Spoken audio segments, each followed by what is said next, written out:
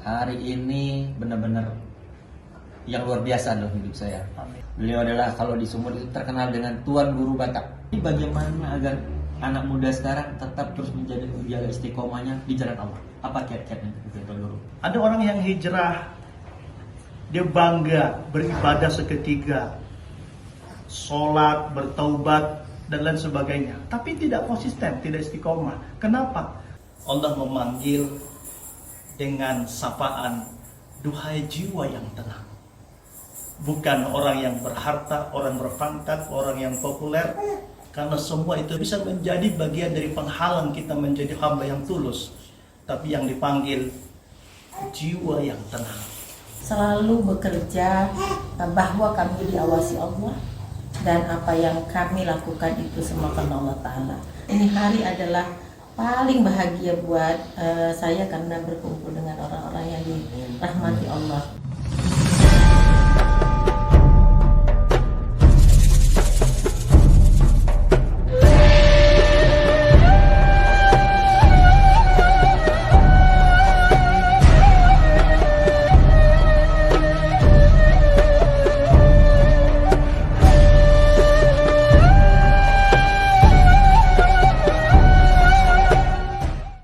Assalamualaikum warahmatullahi wabarakatuh. Waalaikumsalam warahmatullahi wabarakatuh. Semangat pagi sahabat-sahabat yang dimuliakan oleh Allah Subhanahu wa taala. Hari ini benar-benar yang luar biasa dalam hidup saya. Amin. Karena memang yang namanya pertemuan, perpisahan, hidup, sehat, sakit, mati itu nggak ada yang gitulah.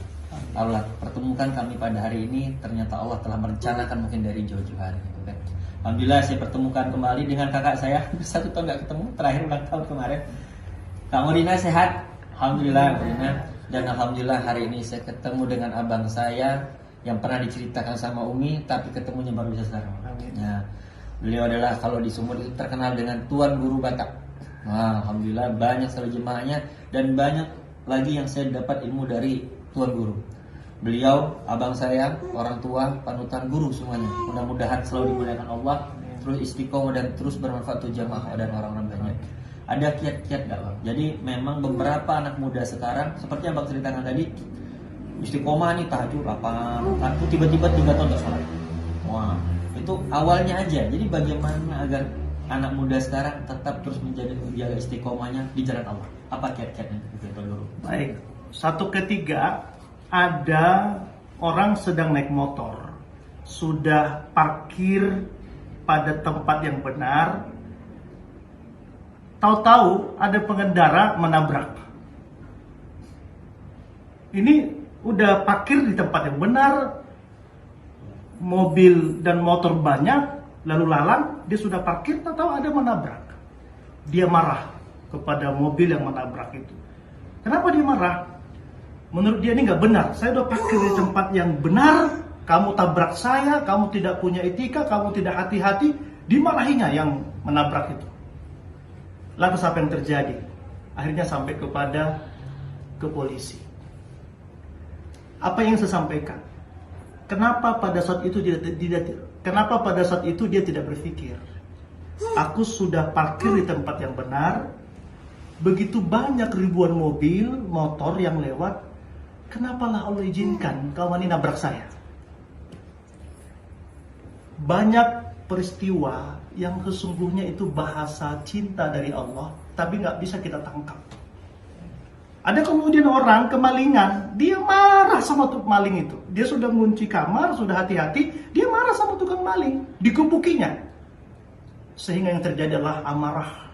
Maling datang karena setan, dia pun menggebuki karena amarah, setan ketemu setan.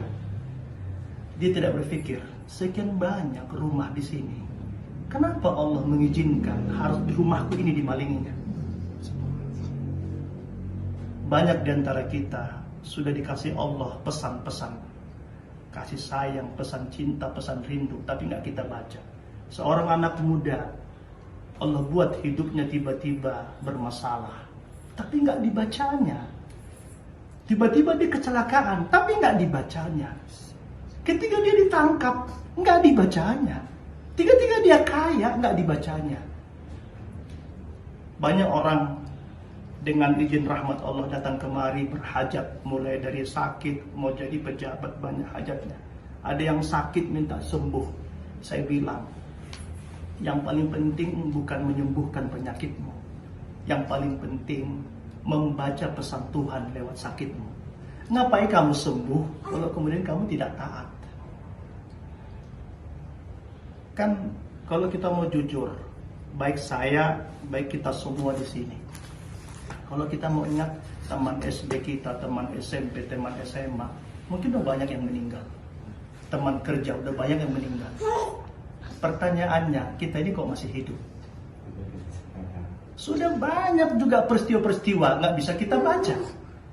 Oleh karenanya, bagi kita hamba Allah, tidak akan mungkin kita tiba-tiba mati nggak dapat petunjuk. Nggak mungkin tiba-tiba kita menjadi hamba yang durjana kalau karena kolbu kita tertutup tidak membaca peristiwa. Untuk hijrah, pesan untuk hijrah itu sudah hadir, bisa jadi berkali-kali, beratus kali, beribu kali kepada kita semua, tapi nggak bisa kita baca. Lewat apa? Lewat peristiwa sakit, kecelakaan, ditangkap, masuk penjara, dan lain sebagainya. Oleh karenanya, pandailah membaca pesan Tuhan. Yang kedua, ada orang yang hijrah, dia bangga beribadah seketika, sholat, bertaubat, dan lain sebagainya, tapi tidak konsisten, tidak istiqomah. Kenapa? Karena memang lagi-lagi ketika kita memberanikan diri untuk hijrah, Allah uji. Apa kata Allah? Tidak beriman di antara kamu sebelum kuuji. Sebelum diuji. Jadi jangan mudah mengatakan aku beriman, diuji. Makanya kalau beliau tadi, alhamdulillah, bisa tahajud, bisa duha, itu tidak semua mungkin dipilih Allah. Pelan-pelan saja. Sholat, pelan-pelan perbaiki. Tahajud, pelan-pelan. Duha, 2 rakaat saja.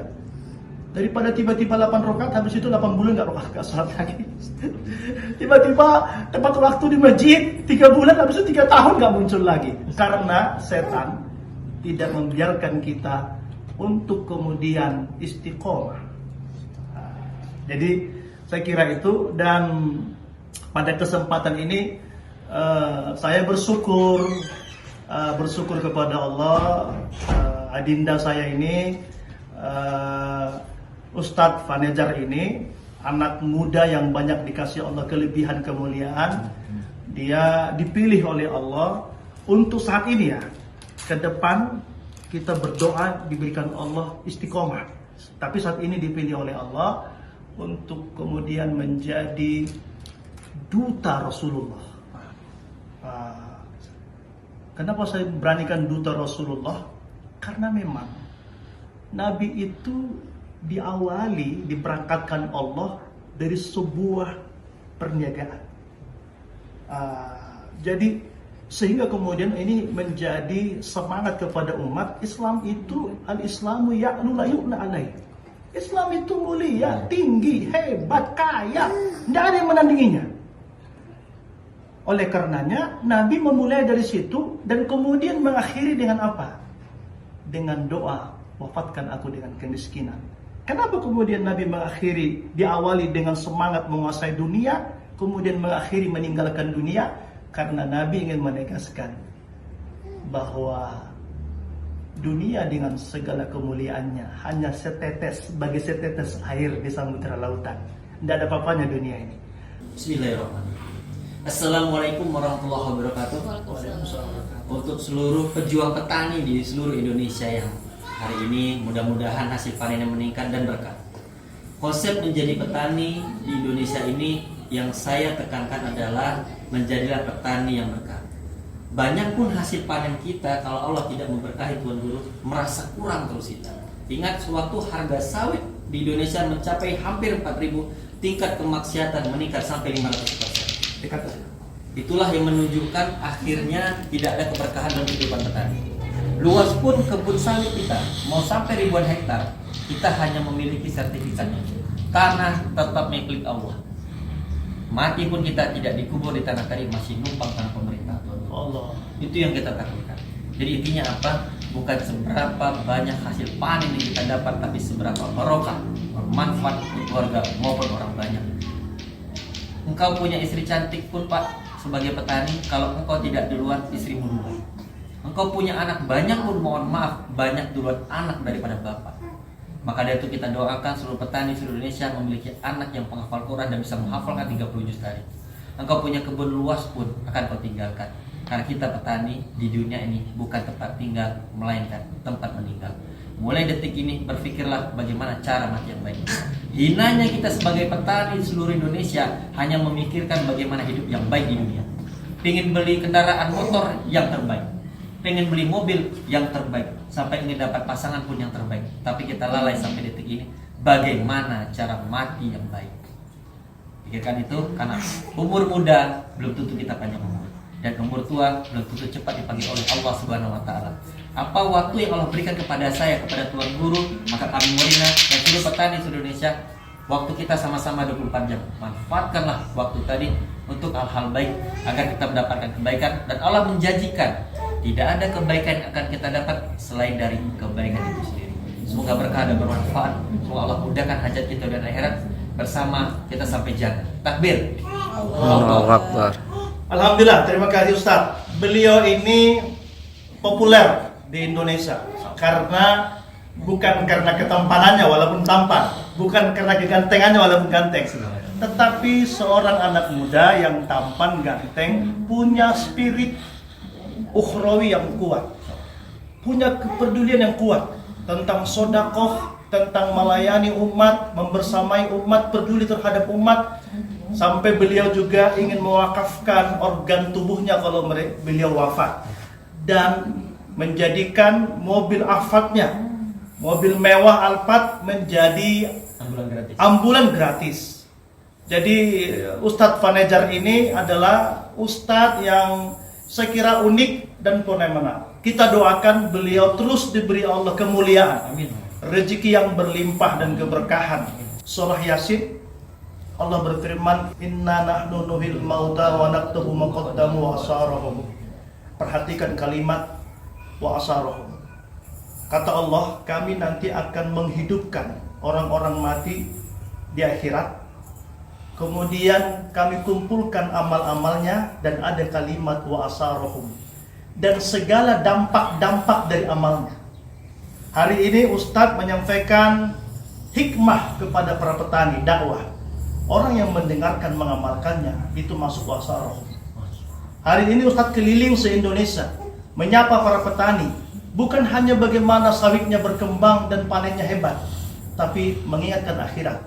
Begitu Ustadz nanti berlalu, selagi itu diamalkan, wa asar. Jadi dampak wa asar itu bekas-bekasnya, dampak dari apa yang disampaikannya. Oleh karenanya, dan ini adalah merupakan takdir Allah. Ternyata Allah yang mempertemukan, Allah yang memisahkan. Dan mudah-mudahan ini menjadi wasilah kepada kita untuk terus mengembangkan kebaikan, dan pada akhirnya nanti pada saatnya Allah memanggil kita pulang dengan kalimat, ya ayatuhan nafsul mutmainnah, duhai jiwa yang tenang, duhai jiwa yang tenang, irji ila rabbik, kembalilah kepada Tuhan, wadakhuli fi ibadi wadakhuli jannati. Allah memanggil dengan sapaan, duhai jiwa yang tenang.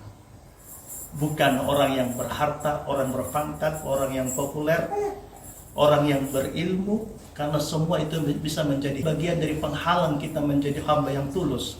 Tapi yang dipanggil jiwa yang tenang.